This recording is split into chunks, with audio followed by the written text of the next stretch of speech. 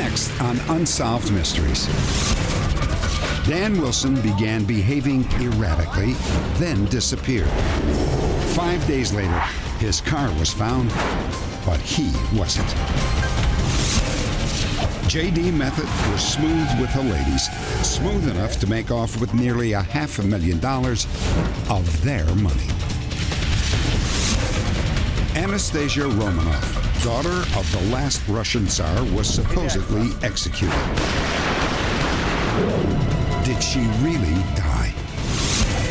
And Glendeen Butterfield raised her niece until they were forced apart. 20 years later, Glendeen continues to search for her. Sound intriguing? You better believe it. These are unusual cases that you won't want to miss. I'm Dennis Farina, and this is Unsolved Mysteries.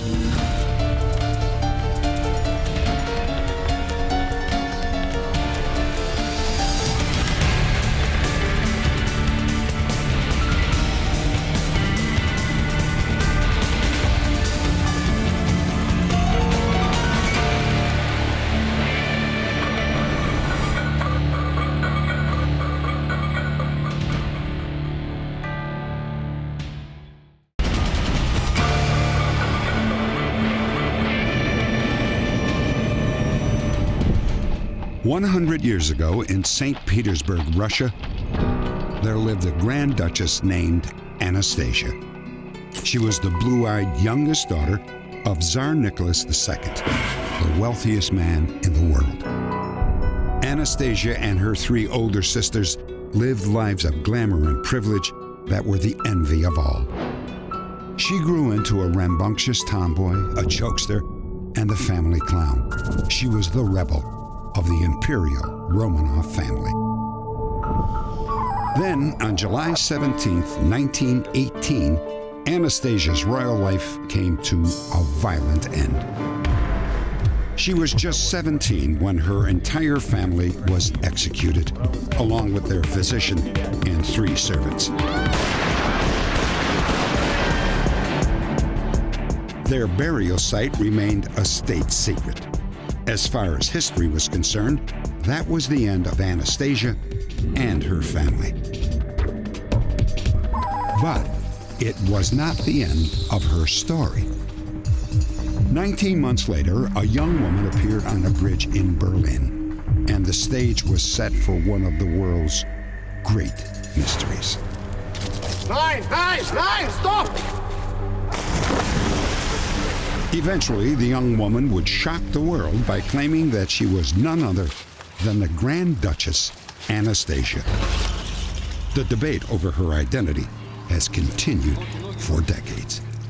There is absolutely no question in my mind at all that the Grand Duchess Anastasia survived the assassination of the Romanovs in 1918, made it to the West, and died in the United States as Anna Anderson. No question at all. The woman's claim became even more believable years later when Russian authorities discovered the Tsar's family grave in this remote field 600 miles east of Moscow. When the bodies were exhumed, 2 family members were missing, and one was most likely Anastasia. Is it possible that Anastasia somehow escaped death and suddenly appeared on a bridge in Berlin? It's a story that has captivated our imaginations for nearly a century, as well as igniting a firestorm of controversy. But now, recently discovered information may shed new light on this fascinating mystery. Anastasia's father, Nicholas II, was fated to be the last Tsar of Russia. In the beginning, his life was the envy of the world. An adoring wife, Alexandra, 4 beautiful daughters, the Grand Duchesses Olga, Tatiana, Marie, and Anastasia. And finally, a son, Alexei, heir to the throne. But while the Romanovs lived a good life, most of their subjects were starving. In World War I, hundreds of thousands of the Tsar's soldiers didn't have shoes or rifles. More than 1 million men were killed or wounded. Finally, the people rebelled. The monarchy eventually fell to the radical Bolshevik communists. The Romanovs were prisoners in their own palace until the Bolshevik rebels secretly moved them to a remote Siberian town. 11 months later, the entire family was executed, or so it was thought, until the mysterious young woman jumped from the bridge in Germany nearly 2 years later. Police committed the young woman to a mental institution just outside of Berlin. She gave no information about herself and was called Miss Unknown. It was months later when she finally said that her name was Anna Anderson. At her first physical examination, doctors discovered that the woman's body was covered with scars. She began to reveal her own personality very slowly. She was, in her mind, in hiding, and the best place to hide was this asylum where no one would come looking for her or suspect that she was who she was. The patient hid her identity well until Clara Puthart was admitted to the same ward a year later. Please. I know you. I don't understand. What are you talking about? Oh, it is all right, my daughter. You know, it is such a miracle that you're alive. Clara Puthart was a devotee, as were so many people then, of royalty magazines. Yesterday. And she began to look at pictures of the Romanovs. Look at this picture. And she began to believe that Miss Unknown bore a striking, uncanny resemblance to the Grand Duchess Tatiana. And then it came to me. It is you. Miss Unknown didn't confirm or deny Clara's claim. But when word reached members of the Russian nobility exiled in Paris, they sent a representative, Madame Tolstoy, to meet the young woman. Don't be afraid, child. I wanted to meet you for myself.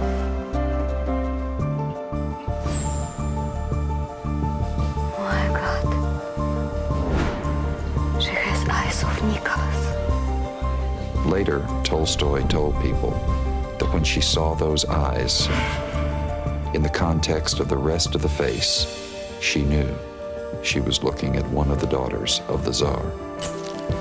Eventually, Anna Anderson told her nurses that she was actually Anastasia, the youngest Grand Duchess. In fact, she did resemble Anastasia in height and age. Several childhood scars and birthmarks also matched. The scars could have easily been the remnants of the Bolshevik bullets. 4 years later, Anna was hospitalized for surgery. Shura Gillard, Anastasia's former nanny, came to meet Miss Unknown. Shura recognized the Grand Duchess both by her childhood scars and by a bone deformity on her right foot. Shura became even more convinced when Anna asked her to massage her forehead with cologne. It had been a favorite childhood ritual of Anastasia's, known only to the two of them. By 1927, Anna was living with a German duke and duchess. They believed her story, though most of the surviving Romanovs did not. Curious to see whether Anna was who she claimed to be, a close childhood friend of Anastasia's came to see for himself. His name was Gleb Botkin. Gleb was the youngest child of the Tsar's physician, Dr. Eugene Botkin. The doctor had been executed along with the Romanov family, but Gleb was able to escape from Russia. One of the childhood games that he and Anastasia had played together was that Gleb would draw or would paint a watercolor painting of animals dressed in human clothing and in human-like situations. Give the picture to the young Anastasia, and she then would make up a story to explain the action in the picture. I would like to see the pictures. Yes. As she leafed through them, She remembered the stories that she had made up years earlier to accompany the pictures. That they were safe because the cat was caught by a lion. It was the most significant recognition of Anastasia in her lifetime. And Gleb Botkin became, as she called him, her lifelong champion. Not to be afraid of the lion anymore. Coming up, Anna Anderson reveals details of what happened on the night the Romanov family was executed.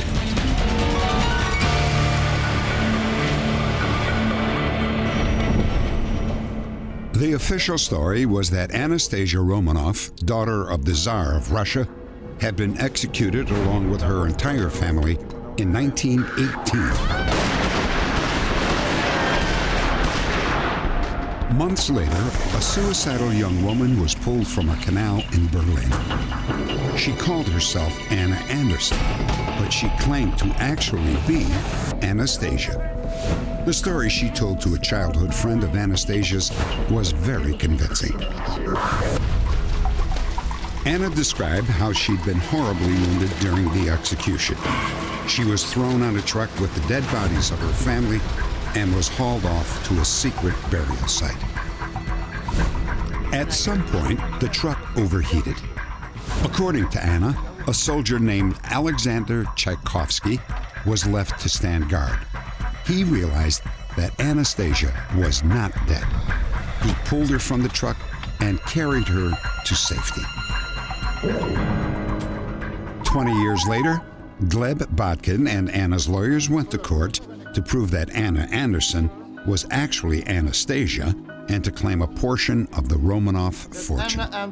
Anna's attorneys based their arguments on the points of similarity between the Grand Duchess and Anna Anderson.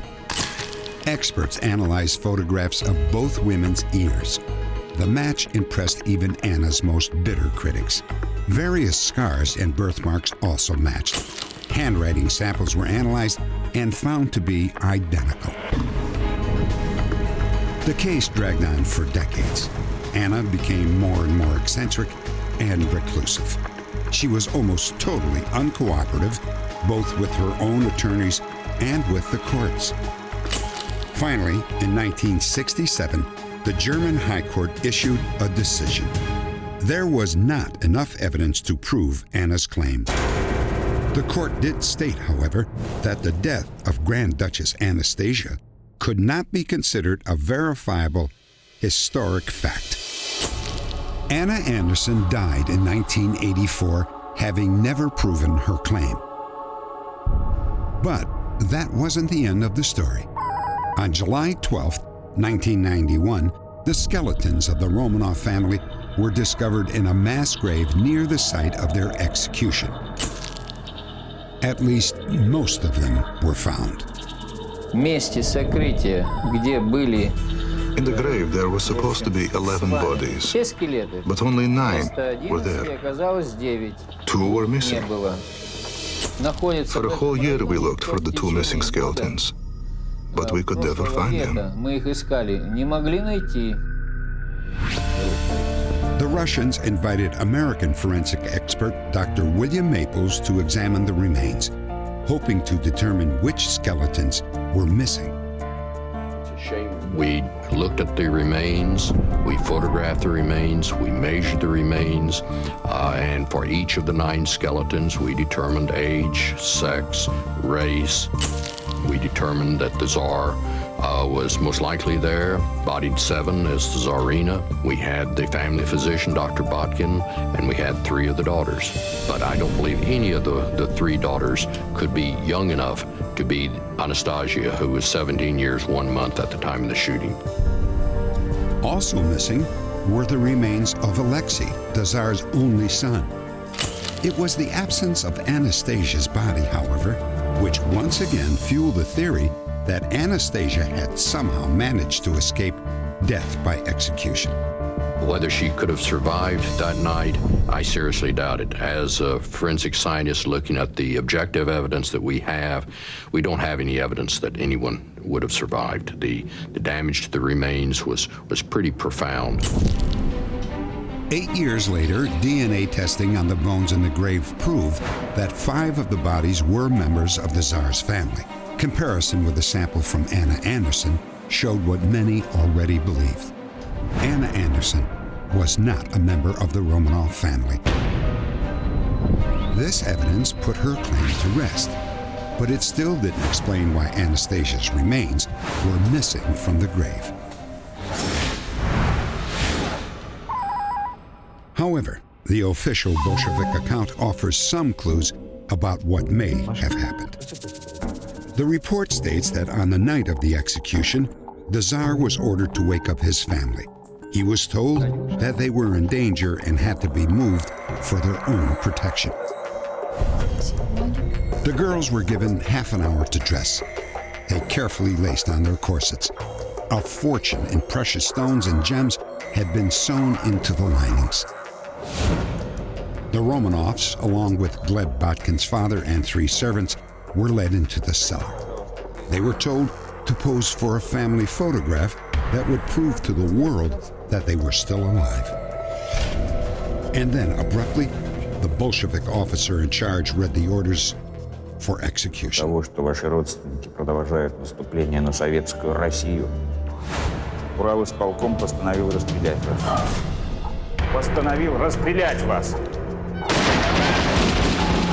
When they began shooting, the bullets bounced off Grand Duchess and returned to them.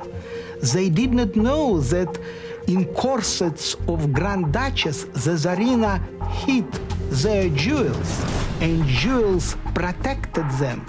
They decided that God protected them, and they immediately became crazy, and disorder shooting began.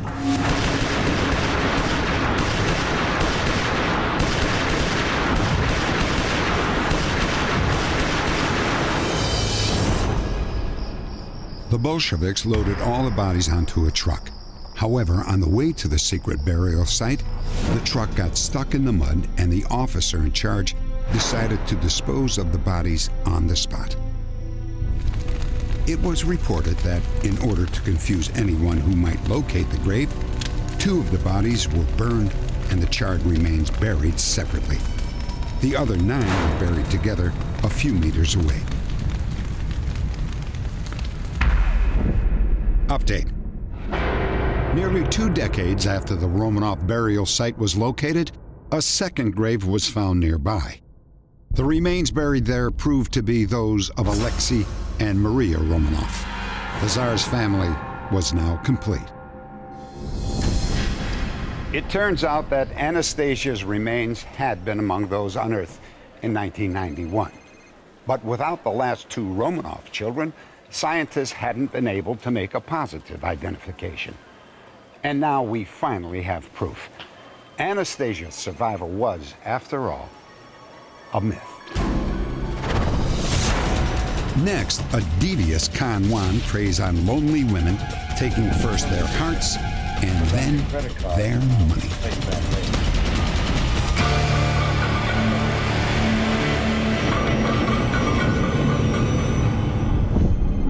Be careful who you fall in love with. That's the lesson learned by nearly 24 women who got involved with a smooth-talking con man named J.D. Method. In a romantic little restaurant in Golden, Colorado, Peggy Peterson was getting to know J.D. Method after meeting him through a personal ad. Peggy was a single mother and businesswoman. Have you ever been in a helicopter? No. Oh, something I learned in Vietnam. JD was a very charming person and a nice person and a fun person and someone with some professional credentials. He just knows the answers to just about everything. He's intelligent and you just enjoy his company. He could talk about any subject. He knows about a little bit of everything. In essence, he would interview these women. He would talk to them. He would find out what they were about, their idiosyncrasies, what they liked, what they didn't like, what their style of life was. You know, Peg, I was thinking, you really ought to have a few more credit cards. Whoa, And one of the things that we found in our investigation was the method's ability to get his victims to extend their credit through the use of credit cards. And not just one, but get a lot of credit cards and even get a lot of the same kind of credit You cards. could get $15,000 just like that. His actual goal, of course, was for me to have so much credit that he could ultimately draw cash against himself, or get me to, you know, with his various catastrophes that he had in his life. You know, as long as I had all these cash advances that I could draw, well, that was more money that he could borrow. Peg, I'd like you to meet Rick. Well, hi, Rick. Hi, Peggy. Method worked slowly until his victims trusted him completely. I noticed that nice-looking Camaro over there. What's the story on that one? Oh, JD, you'll love that. $1,500, private owner. Hold it down for it for $500 down. Oh, is that right? Yeah. See, Peg, there you go. If I had $500 cash, I could buy that car today, sell it tomorrow for $1,000 profit, have $1,000 in my pocket. Is that right? Yeah. Wow. Hey, what else you got there? I got a nice clean Z over Hey, honey, here. I'm gonna go $3,000. All right. Red interior. Method was so good that the women would offer to invest without even being asked. I had already survived him doing several car deals over the weeks that we had been dating. So I wrote him out a check for $500. I'm not going to take your money. JD. Now, it's not a matter of the money. It's playing the game. He tore the check up and he said, I wouldn't take money from you. And so, you know, I mean, check was torn in half. I didn't think anything about it. The very next day. Listen, honey, I need your help this afternoon. Method told Peggy that his uncle was seriously ill and needed immediate surgery. He explained that his money was tied up with investors and that he was terribly embarrassed to ask her for a loan. Okay. Yeah, I'll have it ready for you. Well, you know, what could I do? I mean, I've already committed myself that I could let him have $500. And, you know, what can I do? I can't say, well, yesterday I had $500 to loan you, today I don't. So they found the truck? Yeah, they found Method the truck. found another victim. Back in We'll call her Amelia. At the time, Amelia's son was selling his car so he could buy a pickup truck. Have it safe for Method told Amelia he'd like to help and that he could sell the car and for an additional $4,000 could make a great buy on a new pickup. You got the title? We do. It's all signed, taken care of. Okay. Okay, you both signed it over to me. That's good. And, 4,000 cash? You got it. That's all we need. I told him I had some questions about the car and was feeling anxious about the whole situation since I didn't know him very well. He was saying to me, you know, how could I possibly doubt him? Because at some point in the conversation, you know, I had said something to the effect that for all I knew, he could be a con artist. And his immediate response was, Amelia, you could be a con artist for all I know. And that's how it got started. First it was a little amount, and then it would get bigger, and then bigger and bigger, and eventually it would get into the tens of thousands of dollars. Linda, I need your help on this deal now. Method worked on Linda Weaver for 2 months, then hit her up for big money. So what I'm asking for is a small loan of $15,000 to get Don't this going. have $15,000. Do it for you and me. Okay. Good girl. It happened so fast that I didn't realize what was coming across until afterwards. I'm going, oh my God, what is going on? You know, he was so good. He hit and ran, and he's doing it to all his victims. She is someplace. 3 months after he met Peggy Peterson, Method ran the same scam on her. Listen, dear, I need about $9,600. Oh, man, that's a lot of money, JD. But that's chili beans compared to what my assets are. His rationale was always that, well, I'm going to pay you back next week. I'll have my money next week. I'll pay you right back. That night, I was just sleeping soundly. I was sleeping like a brick. And at 2:30 in the morning, I just sat bolt upright in bed. Like God had slapped me up the side of the head with a 2x4 and realized what had happened to me. I knew Jerry for 11 months. During that period of time, he, in one way or another, extorted over $70,000. In Amelia's case, Meth had also waited 3 months before setting up the big score. I don't know about taking the equity out of my home. Well, Amelia, it would only be a short term. Now, if it'd make you feel more comfortable, I've got a promissory note. A promissory note? Yes, it's a legally binding contract that ensures you that I'll pay you back the exact sum. Jerry, I know. The problem with the promissory notes was that J.D. Method would fill out the promissory note backwards. He would make himself the payee, and he would make the victim the maker, so that when you read the promissory note, it said that she owed him $30,000, $40,000, whatever the amount that was involved with that particular victim. As Mr. Method was starting a relationship, he would either be in the middle or the end of another relationship. And as the previous relationship began to end, he was in the process of beginning to get money from the new relationship. I don't believe J.D. Method knows the difference between truth and reality anymore. I think that he has built his life on lies for so long that he doesn't even know the truth anymore. I think he probably believes all of the glop that he shovels off on women. Update. 2 years after he conned Peggy Peterson, J.D. Method was apprehended in Beaverton, Oregon. Local police got a tip from a woman who claimed that she had lost $2,000 to a man she'd met through a personal ad in the newspaper. Police staked out the man's home and arrested him when he returned. He would soon be revealed as J.D. Method. Inside the house, authorities found papers and documents used by Method to pull off his scams. Jerome David Method was convicted on 3 counts of theft and sentenced to 16 years in prison. He served his time and has been released. Next, the bizarre story of a soft-spoken man who suddenly lost it at work and mysteriously vanished the same day.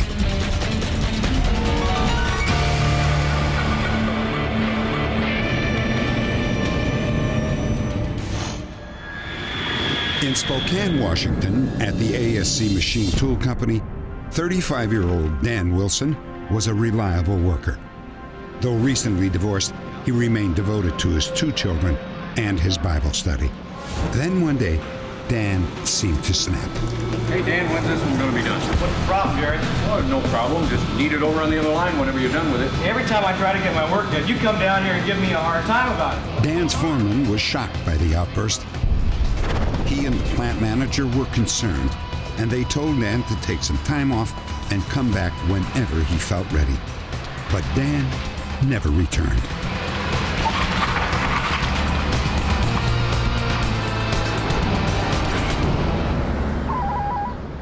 Five days later, on a remote highway 700 miles from Spokane, Sheriff Tony Harbaugh spotted a car abandoned on the side of the road.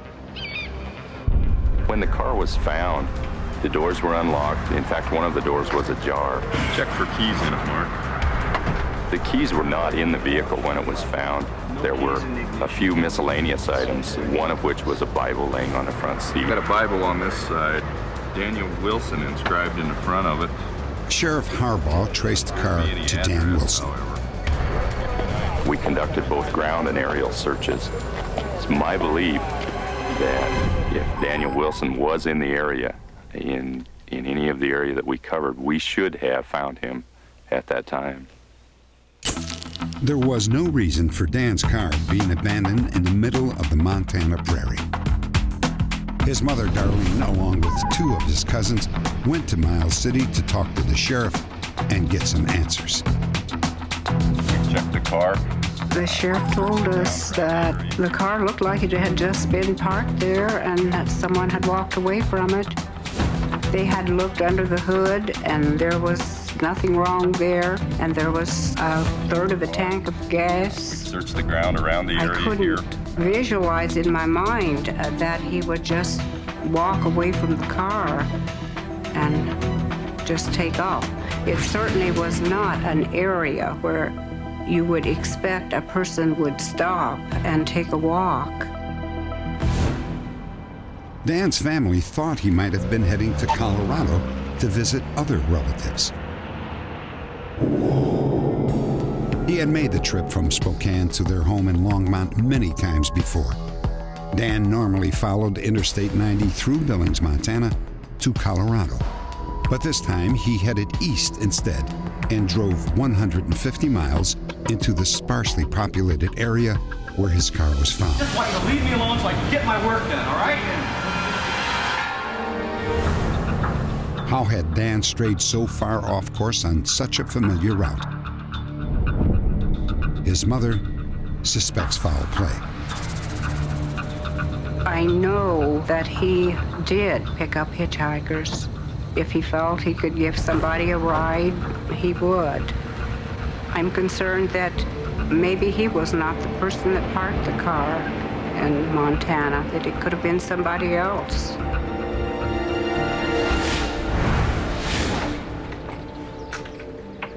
Dan's mother and cousins were determined to unravel the mystery. They went back to Spokane, where they found his home a complete wreck. He's even left the light on. I'll go look in the bedroom. His luggage, his clothes, and an uncashed paycheck were all still in the house. The family left Spokane more puzzled than ever. Darlene and her niece Glenda drove Dan's car on their trip home, and something odd happened. They both developed sore throats and a painful burning sensation in their eyes. My eyes have been hurting too. Back at home, they had the car inspected. Folks, what we have here is a faulty muffler on the car. It could be allowing exhaust gases to enter into the interior of the car. I would say the car would be unsafe to drive. It appeared that a carbon monoxide leak in the muffler might have caused Darlene and Glenda's physical symptoms. Dan had been driving that same car every day for over a year. Perhaps he inhaled carbon monoxide whenever he drove. Chronic exposure to carbon monoxide can cause fatigue, can cause definite changes in personality. Confusion can cause permanent loss of function of the brain, intellectual ability, memory, as well as severe personality changes resembling psychosis. I feel it's not impossible that Dan made a decision to disappear and start a new life. He was under a great deal of pressure. He had not had a happy life since coming to Spokane. But I feel the possibilities are small due to the fact he was so devoted to his children, and he felt the children needed him so badly. I feel that whatever has happened is something beyond his control. He could be most anywhere, and we wouldn't be able to locate him, or he wouldn't be able to locate us. Update. 9 years after Dan Wilson disappeared, authorities found his remains just 5 miles from where his car was abandoned. It was determined that he had died of exposure. No foul play is suspected. Why Dan picked that place to park and whether he was alone remains a mystery. Next, a 22-year search for a lost child ends with a touching reunion, thanks to one of our viewers.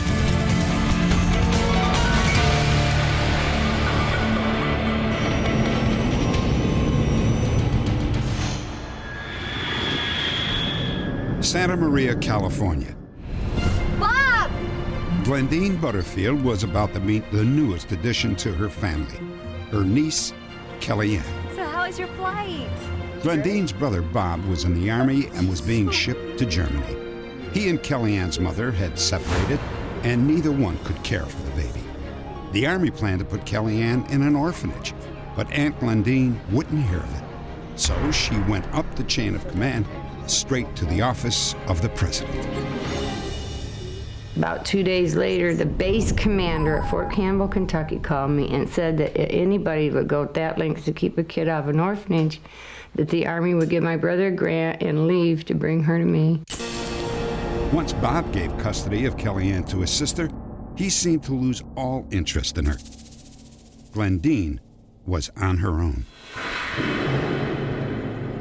I didn't hear from him for a long time. I mean, a real long time. I think it was probably maybe 3 years, we'll say 3 years. And he just kind of like disappeared, you know. Kellyanne spent those years happily growing up with Glendeen and her 2 daughters. We just thought of her as a little sister. Because we got her, she was a baby. She was real tiny, so she was no different than my sister Vicky, except for more fun.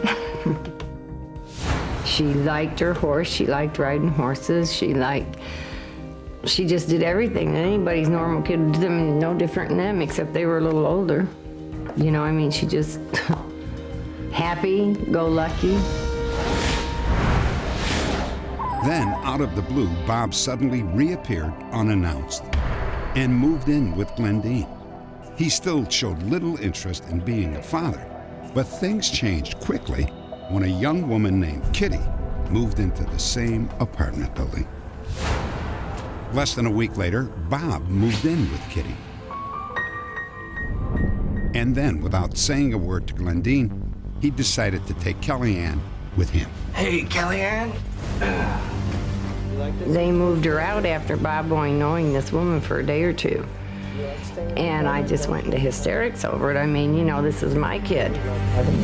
Kelly! Kelly, Bob! With the help of the police, Glendeen got Kellyanne back, but the battle over the child was just beginning. Within a few months, Glendeen says Kellyanne changed. She became an unhappy, confused little girl. Christmas. I just don't understand. Kitty wants me to call her Mommy, and Uncle Bob wants me to call him Daddy.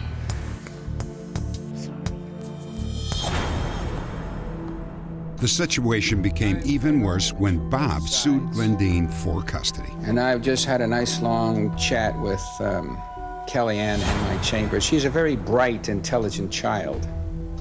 She really wants to stay with Glendeen. I'm very happy where she is. I've never been so happy. I find for the respondent. The judge said that Kitty and Bob could have visitation rights. 6 months we will review the situation. They would see her when they weren't supposed to. They would talk to her, tell her things. It just kept her in a world of little confusion, you know? I mean, you think of a little girl, 5 years old, or 4.5, 5 years old, in a state of confusion. She doesn't even know what it's like to have a father. No, but she knows what it's like to have a mother and to have sisters and have a home life. Yeah, you are not the mom, and I am her real father, and you know that! You are not taking her. Yes, I am! It got to the point that I was so concerned about her mental well-being, you know, for when she got older and everything, that I decided I needed to keep her away from my brother Bob and Kitty. You want to start a war, you just started one. Let's go, Kitty. As much as she wanted to keep Kellyanne, Glendeen felt that it was impossible. She could think of only one other option: Kellyanne's birth mother, Marion. Marion was in the Air Force. She had remarried and had 2 sons. Glendeen believed Marion could provide the stable environment that Kellyanne needed. So because of that, you want to give up custody to this lady? No, it's not that I want to. But I do think it'd be best for Kellyanne. The judge agreed to the plan. Soon after, Glendeen kissed Kellyanne goodbye and left her with her new family. I'm gonna miss you so much. I love you. I don't want you to go. I don't want her to go. I couldn't believe I lost my child. I mean, this was my child. And I couldn't believe that I lost her, that I didn't have her anymore. Your sisters and I sure miss you. The last time Glendeen spoke to Kellyanne, she was just 6 years old. She told me she missed me and that she loved me, and I told her I loved her. And, you know, it was like a kind of not a real long conversation, but just, you know, I felt wonderful when I talked to her. When Glendeen called again, the line was disconnected. That started her on a desperate search that after 22 years still had not turned up a single clue. During that time, Glendeen and her brother Bob patched up their differences. They even worked together to try to find Kellyanne until Bob's death in a farming accident. Glendeen continued the search alone. There hasn't been one day went by since I gave her up that I haven't thought of her a dozen times and wondered, is she okay? Does she need anything? Is she happy? Did I do the right thing? Did I do the wrong thing? I just wish I knew. Update. Within minutes of our broadcast, a viewer called to let us know that Kellyanne was married and the mother of 2 young children. Kellyanne and Glendeen spoke on the phone that very evening and made plans to get together. The reunion took Glendeen to Anchorage, Alaska, 2,000 miles to the north. Kellyanne was stationed at Fort Richardson, where she was the Specialist E4 in the United States Army.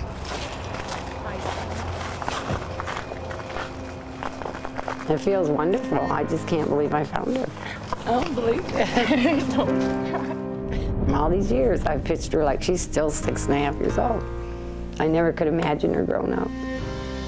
You're short. So, hearing from her again, it has filled gaps in my life that I have felt like, there's part of my life missing. Where is it, And I always feel like I'm looking for something. But, to know that she's cared about me and loved me all these years is a very good feeling. We drove truck. To help fill the gaps, Glendeen brought along dozens of family photographs. I've never been happier in my life. I got all my kids now. I know where they're all at. All my grandkids. I don't need nothing else in life now.